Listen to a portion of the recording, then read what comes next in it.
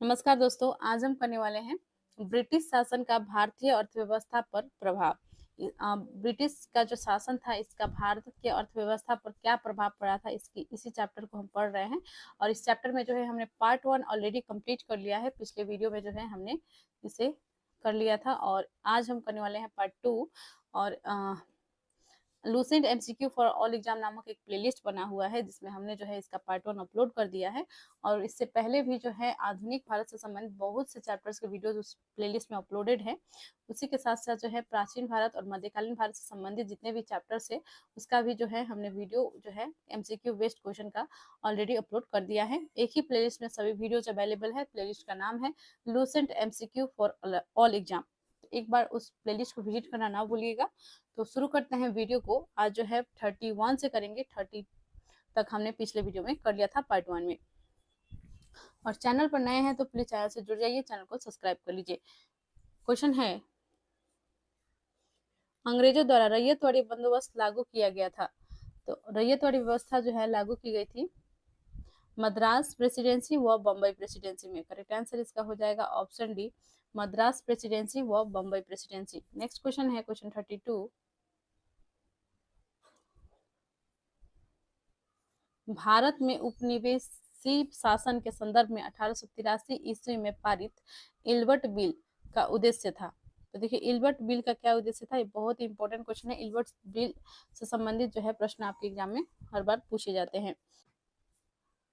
तो जहां तक अदालतों की दांडिक अधिकारिता का संबंध था, भारतीय तथा यूरोपीय लोगों को बराबरी पर रोकना। ठीक है, जहां तक अदालतों की दांडिक अधिकारिता का संबंध था, भारतीय तथा यूरोपीय लोगों को बराबरी पर रोकना, यानी कि जो यूरोप के जो राइट आंसर हो जाएगा ऑप्शन ए। तो इस बिल में जो है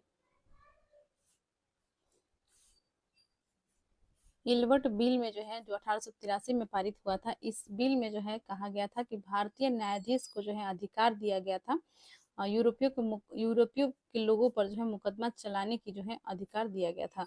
और इसका जो है विरोध किया था, इस बिल का ब्रिटिशों ने जो है विरोध किया था क्योंकि वो नहीं चाहते थे कि भारतीय न्यायाधीश जो है उनके मुकदमे चलाएं। और इससे पहले जो है भारतीयों को यह अधिकार नहीं था, यूरोपीय न्यायाधीश ही जो है सिर्फ जो है उनके मुकदमे जो है देखते थे।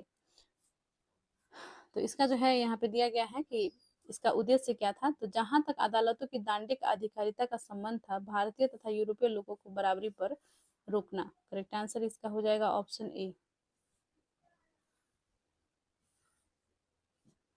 नेक्स्ट क्वेश्चन है क्वेश्चन 33,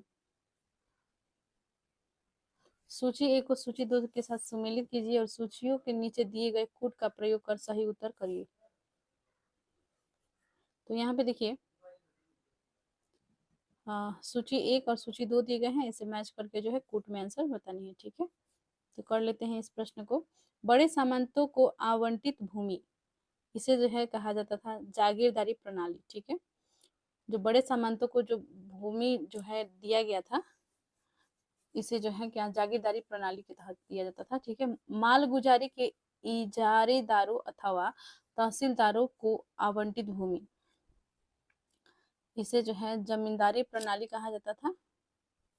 और उप किराएदारी पर देने, गिरवी रखने, हस्तांतरण करने, उपहार देने या विक्रय करने का अधिकार सहित प्रत्येक किसान को आवंटित भूमि, यह था रैयतवाड़ी प्रणाली। ठीक है,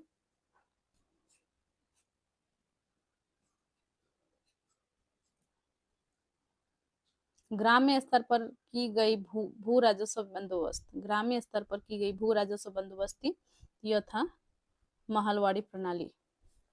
तो देखिए इन प्रणालियों के बारे में जो है आप पढ़ लेंगे अच्छे से क्योंकि इससे रिलेटेड क्वेश्चंस पूछे जाते हैं। ठीक है, इसका जो है राइट आंसर हो जाएगा इसमें ऑप्शन बी। नेक्स्ट क्वेश्चन देखते हैं, क्वेश्चन 34 है, ब्रिटिश शासन के दौरान भारत में उद्योगों का कोई स्वतंत्र विकास नहीं हुआ, इसका कारण था। तो क्या कारण था कि जो जब ब्रिटिशों का शासन था भारत में, तो उद्योगों का जो है कोई स्वतंत्र विकास नहीं हो पाया था। इसके पीछे यह कारण था भारी उद्योगों का अभाव। करेक्ट आंसर इसका हो जाएगा ऑप्शन ए, भारी भारी उद्योगों का अभाव। नेक्स्ट क्वेश्चन है, यद्यपि भारत के व्यापार पर 1813 के चार्टर एक्ट द्वारा कंपनी के एकाधिकार को समाप्त कर दिया गया, परंतु फिर भी किस वस्तु का व्यापार केवल कंपनी के लिए ही सुरक्षित रखा गया? यह था चाय। ठीक है, करेक्ट आंसर हो जाएगा ऑप्शन सी, चाय। 1813 के चार्टर एक्ट के द्वारा जो है कंपनी के एकाधिकार को समाप्त कर दिया गया, और परंतु फिर भी किसी वस्तु का व्यापार केवल कंपनी के लिए ही सुरक्षित रखा गया था, वो चाय था। बाद में इसे भी जो है समाप्त कर दिया गया था, चाय पर भी जो है उनका अधिकार नहीं रह गया था। नेक्स्ट है question 36, British east India company का व्यापारिक अधिकार अंतिम रूप से किस एक्ट के तहत समाप्त किया गया? तो व्यापारिक अधिकार जो था अंतिम रूप से किस एक्ट के तहत समाप्त किया गया था? तो यह किया गया था 1833 का चार्टर एक्ट। इसमें जो है जो चाय का अधिकार था वो भी जो है उन लोगों से छीन लिया गया था। उन्हें जो है अब किसी चीज के व्यापार पर जो है एकाधिकार उनका नहीं रह गई थी। तो 1833 का चार्टर एक्ट हो जाएगा, ऑप्शन बी राइट हो जाएगा। नेक्स्ट क्वेश्चन है,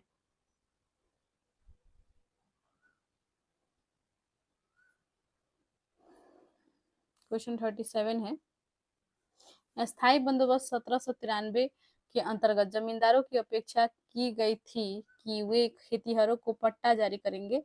अनेक जमींदारों ने पट्टा जारी नहीं किए, इसका कारण था? इसका कारण था कि जमींदारों के ऊपर कोई सरकारी नियंत्रण नहीं था। करेक्ट आंसर इसका हो जाएगा ऑप्शन बी, जमींदारों के ऊपर कोई सरकारी नियंत्रण नहीं था। नेक्स्ट क्वेश्चन देख लेते हैं, क्वेश्चन 38, ब्रिटिश भू राजस्व व्यवस्था के संदर्भ में इन कथनों पर विचार कीजिए। तो यहाँ पे देखिए 3 कथन दिए गए हैं, तीनों कथन में जो है देखना है कौन सा कथन जो है सही दिया गया है। तो कथन देख लेते हैं पहले, स्थायी बंदोबस्त के तहत सरकार ने जमींदारों से हमेशा हमेशा के लिए लगान निश्चित किया, इसी कारण इसे स्थायी बंदोबस्त कहा गया। बिल्कुल सही है।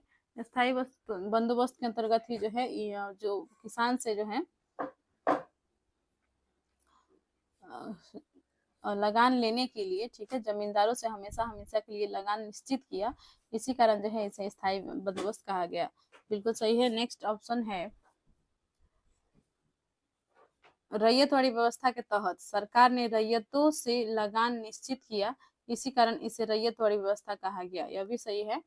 रैयतवाड़ी व्यवस्था के तहत जो है सरकार ने रैयतों से लगान निश्चित किया, इसी कारण इसे रैयतवाड़ी व्यवस्था कहा गया।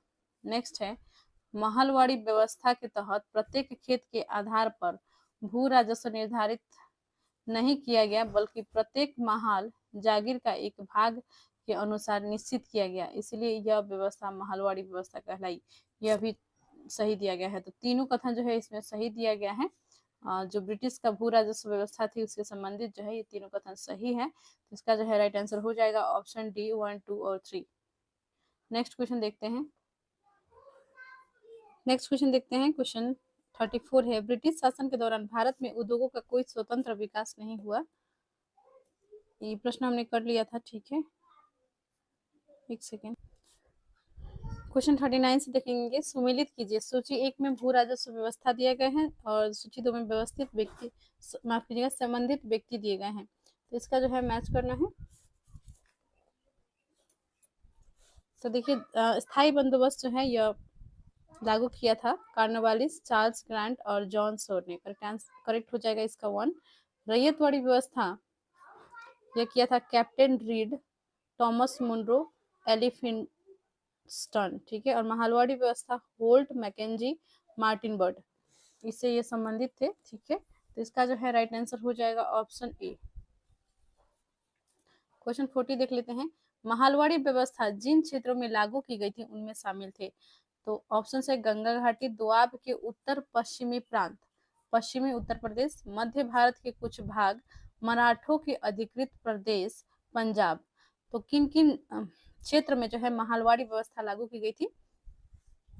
तो महलवाड़ी व्यवस्था जो है लागू की गई थी इन सभी जगहों पर, ठीक है। तो इसका जो है राइट आंसर हो जाएगा ऑप्शन डी 1, 2, 3, 4, 5।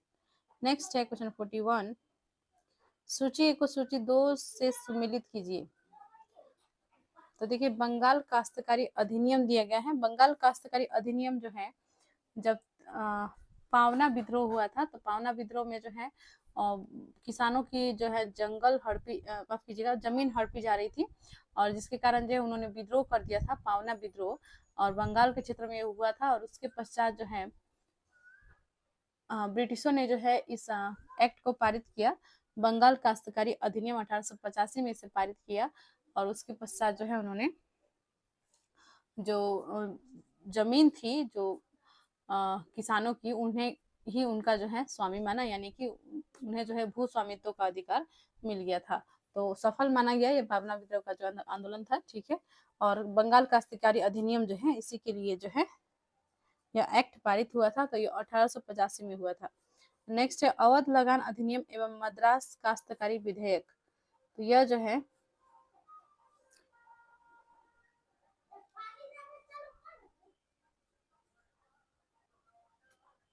यह हुआ था 1886 में, ठीक है।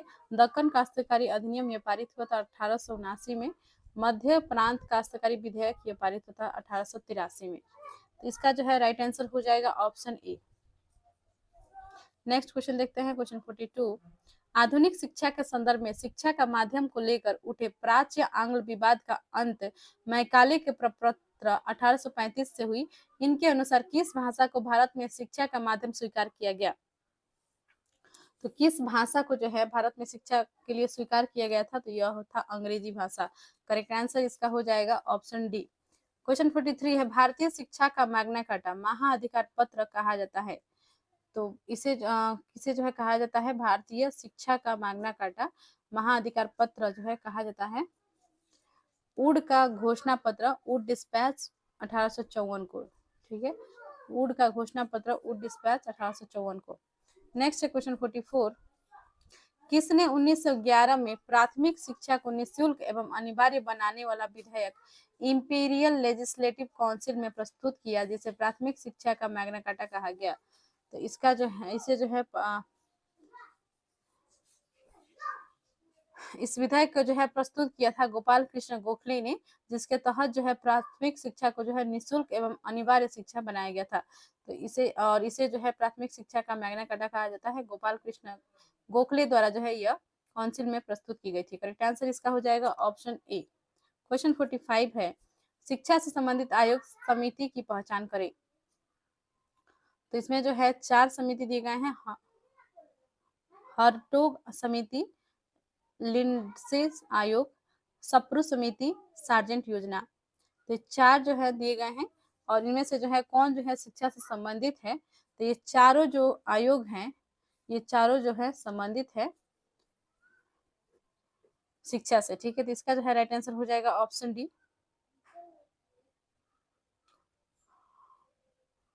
नेक्स्ट है क्वेश्चन 46। किस सिद्धांत का यह अर्थ था कि शिक्षा समाज के उच्च वर्ग को दी जाए और इस वर्ग से छन छन कर शिक्षा का प्रभाव जनसाधारण तक पहुंचे? तो देखिए, किस सिद्धांत का यह अर्थ था कि शिक्षा समाज के उच्च वर्ग को दी जाए और इस वर्ग से छन छन कर शिक्षा का प्रभाव जनसाधारण तक पहुंचे? तो यह किस सिद्धांत का जो है था? तो यह था अधोमुखी निस्यंदन सिद्धांत, डाउनवर्ड फिल्ट्रेशन थ्योरी, ठीक है। अधोमुखी निस्यंदन सिद्धांत अर्थात downward filtration theory. Correct answer इसका हो जाएगा ऑप्शन ए। क्वेश्चन 47 है, भारत में आधुनिक शिक्षा का जन्मदाता किसे कहा जाता है? तो आधुनिक शिक्षा का जन्मदाता कहा जाता है चार्ल्स ग्रांट को। करेक्ट आंसर इसका हो जाएगा ऑप्शन ए। चैनल को अभी तक आपने सब्सक्राइब नहीं किया है तो प्लीज चैनल को सब्सक्राइब कर लीजिए। और इसी प्रकार से जो है फास्ट रिवीजन का वीडियो कर रहा है, तो इसीलिए जो है उतना एक्सप्लेनेशन हम नहीं कर पा रहे हैं आप लोग के लिए, क्योंकि वीडियो बहुत लंबी हो जाएगी। और क्योंकि कम समय में जो है अधिक जो है हम प्रयास कर रहे हैं क्वेश्चंस को सॉल्व करने के लिए। तो इस टाइप के वीडियो जो है यदि आप अपनी परीक्षा से पहले एक बार देख लेते हैं तो आपकी परीक्षा में जो है बहुत से प्रश्न बनने की संभावनाएं बढ़ जाती है।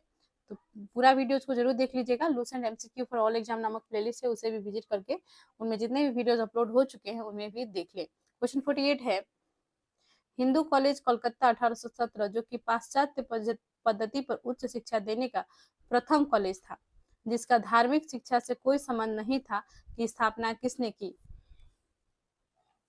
तो हिंदू कॉलेज कलकत्ता 1817 की स्थापना की थी डेविड हियर ने। करेक्ट आंसर इसका हो जाएगा ऑप्शन है। इसमें जो है धार्मिक शिक्षा से जो है इसका कोई संबंध नहीं था, सिर्फ जो है इसमें पाश्चात्य पद्धति का शिक्षा दिया जाता था, पाश्चात्य शिक्षा दिया जाता था, आधुनिक शिक्षा दी जाती थी। तो इसका जो है राइट आंसर हो जाएगा ऑप्शन ए। क्वेश्चन 49 है, भारतीय दस्तकारी उद्योग के पतन के कारण थे। भारतीय दस्तकारी उद्योग के पतन के क्या कारण थे? तो अंग्रेजों द्वारा भारतीय बुनकरों के तैयार माल को कम से कम मूल्य पर लेना, अंग्रेजों द्वारा कच्चे माल पर नियंत्रण, इंग्लैंड में आयात की जाने वाली भारतीय वस्तुओं पर भारी आयात कर। तो इसे यही सब कारण थे, तीनों कारण थे। ठीक है, तो इसका जो है राइट आंसर हो जाएगा ऑप्शन डी। तो जो कच्चे माल होते थे इस पर जो है नियंत्रण अंग्रेजों का होता था। वो जो है कच्चे माल ले जाकर फिर से जो है वहां पर जो है जो वस्तु जो होते थे अंतिम वस्तु उसको बनाकर यानी कि पैक्ट करके जो है वो आता था, कोई भी चीज हो। ठीक है, इसमें खास करके दस्तकारी उद्योग का बात की गई है। तो वहीं पर जो है इंग्लैंड में बनता था, यहाँ से कच्चा माल जाता था, वहां से बनता था। जैसे कपास का ही बात कर ले तो कपास यहाँ से जाता था, वहां से जो है कपास की चीजें बनती थी और उसके पश्चात फिर से वो भारत में आके भारत में ही बिक्री होती थी। और इसका जो है जो कच्चे माल थे इस पर जो है नियंत्रण पूरी तरह ब्रिटिशों का था, इसलिए इसी कारण से जो यहाँ भारत के जो उद्योग थे ये धीरे धीरे जो है पतन की ओर चले गए थे। और इंग्लैंड में आयात की जाने वाली भारतीय वस्तु पर भारी आयात कर। तो आयात की जाने वाली जो है वस्तुएं, तो भारी वस्तु पर जो है भारतीय वस्तु पर जो है भारी आयात कर लगता था, ये भी एक कारण था। और जो भारत द्वारा बुनकरों द्वारा जो है तैयार माल थी इसे जो है बहुत कम जो है इसका मूल्य मिलता था इस, और जिस कारण जो है इस उद्योग का पतन हो गया। नेक्स्ट क्वेश्चन देखते हैं, क्वेश्चन 50 है, भारत में अनौद्योगिकरण डिस इंडस्ट्रियलाइजेशन या प्राक औद्योगिकरण प्री इंडस्ट्रियलाइजेशन की अवधि थी। तो भारत में डी इंडस्ट्रियलाइजेशन या प्राक औद्योगिकरण प्री इंडस्ट्रियलाइजेशन की अवधि थी, यह अवधि थी 1800 से 1850। ठीक है, करेक्ट आंसर इसका हो जाएगा ऑप्शन बी, 1800 से 1850 ईस्वी। नेक्स्ट है क्वेश्चन 51, भारत में आधुनिक उद्योगों की स्थापना कब आरंभ हुई? भारत में आधुनिक उद्योगों की स्थापना जो है आरंभ हुई थी 1850 ईस्वी में। क्वेश्चन 52 है, भारतीय बुनकरों की दयनीय हालत पर किस गवर्नर जनरल ने टिप्पणी की? इनका दुख दर्द समुच्चय इतिहास में अतुलनीय है, कपड़ा बुनकरों की हड्डियों से भारत की धरती सफेद हो गई है। तो यह जो है कथन था विलियम बेंटिक की। ठीक है, करेक्ट आंसर इसका हो जाएगा ऑप्शन बी। इनका जो है टिप्पणी था कि इनका बुनकरों के बारे में इन्होंने कहा था, जो भारतीय बुनकर थे इनकी दयनीय हालत हो गई थी क्योंकि उद्योग जो है पूरी तरह से पतन की ओर चली गई थी और ये जो कार्य जो जो भी बनाते थे अपने हाथों से उसका जो है कोई मूल्य सही मूल्य इन्हें नहीं मिल पाता था, बहुत ही कम मूल्य मिलता था और कच्चे माल ही जो है भारत से जो है लेकर जो है ब्रिटिश चले जाते थे ब्रिटेन में। ठीक है, तो इसी कारण से जो इनकी हालत बहुत ही खराब हो गई थी। तो ऐसे में जो है विलियम बेंटिक ने टिप्पणी की थी कि इनका दुख दर्द समूचे इतिहास में अतुलनीय है, कपड़ा बुनकरों की हड्डियों से भारत की धरती सफेद हो गई है। नेक्स्ट क्वेश्चन है क्वेश्चन 53, बैप्टिस्ट मिशनरियों की त्रिमूर्ति जोशुआ मार्समैन, विलियम केरी एवं विलियम वार्ड ने श्रीरामपुर को अपना कार्य क्षेत्र चुना, जिस कारण उन्हें श्रीरामपुर त्रयी के नाम से भी जाना गया। यह श्रीरामपुर स्थित है, यह जो है स्थित है बंगाल में। करेक्ट आंसर इसका हो जाएगा ऑप्शन ए। नेक्स्ट क्वेश्चन है क्वेश्चन 52, भारत में रेलवे का निर्माण के कारण थे। तो देखिए भारत में रेलवे का निर्माण क्यों किया गया? क्या भारत जो है भारतीय को सुविधा प्रदान करना चाहते थे? बिल्कुल भी नहीं। वे जो है उनको सुविधा हो इसके लिए नहीं जो है उन्होंने निर्माण किया था, बल्कि उन्होंने अपनी आवश्यकताओं की पूर्ति के लिए जो है रेल का निर्माण कराया था भारत में। लेकिन इससे जो है भारतीयों को भी बहुत फायदा मिला था और जो भी आंदोलन हुए और जो भी कार्य जो है उनको स्वतंत्रता प्राप्ति के लिए उनमें जो है बहुत मदद मिली थी। तो देख लेते हैं क्वेश्चन 54। रेलवे के निर्माण के कारण थे। ऑप्शन ए है ब्रिटिश उद्योगों में उत्पादित वस्तुओं की तेजी से खपत एवं ब्रिटिश उद्योगों के लिए भारत में विभिन्न भागों से कच्चे माल की आपूर्ति। यानी कि इन्हें जो है जो कच्चे माल ये भारत से लेकर जाते थे उनको उस माल को ले जाने के लिए जो है ट्रेन की आवश्यकता थी। और दूसरा था कि उधर से जो है उत्पादित वस्तुओं को जो है यहाँ तेजी से खपत हो रहा था, तो उसका जो है यहाँ पर लेकर आना, उसे बेचना, ये इसका यहाँ एक कारण था। ठीक है, विस्तृत भारतीय साम्राज्य के एक राजनीतिक प्रशासनिक सूत्र में आबद्ध करना, और इनके लिए जो है इससे और आसान हो गया कि भारतीय जो साम्राज्य है एक राजनीतिक प्रशासनिक सूत्र में आबद्ध करना, आंतरिक विद्रोह और बाह्य आक्रमण के दौरान सेना का तेजी से आवागमन, यानी कि कोई भी आक्रमण हो जाए या देश के अंदर या देश के बाहर, तो ऐसे में जो है भारतीय सेना को लेकर जाने आने में जो है इन्हें आसानी हो, इसके लिए जो है इन्हें रेलवे का निर्माण किया था। तो उपरोक्त तो सभी कारण थे, तो करेक्ट आंसर इसका हो जाएगा ऑप्शन डी। क्वेश्चन 55 है, किसने भारत में रेलवे की स्थापना को आधुनिक उद्योग का अग्रदूत जननी की संज्ञा दी? तो कार्ल मार्क्स ने जो है भारत में रेलवे की स्थापना को आधुनिक उद्योग का अग्रदूत जननी की संज्ञा दी थी। करेक्ट आंसर इसका हो जाएगा ऑप्शन बी। नेक्स्ट क्वेश्चन है, पहली आधुनिक पटसन मिल स्थापित हुई? आधुनिक पटसन मिल स्थापित हुई थी रिसरा, बंगाल। करेक्ट आंसर हो जाएगा ऑप्शन ए।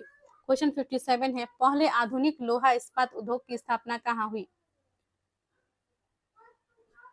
पहले आधुनिक लोहा इस्पात उद्योग की स्थापना कहाँ हुई? तो यह हुई थी बिहार में। नेक्स्ट है क्वेश्चन 15, बिखरे हुए स्वायत्त गांवों के कवच को इस्पात के रेलों से छेद दिया गया जिससे उनके जीवन रक्त का ह्रास हो गया, यह किसने कहा? बुकानन ने।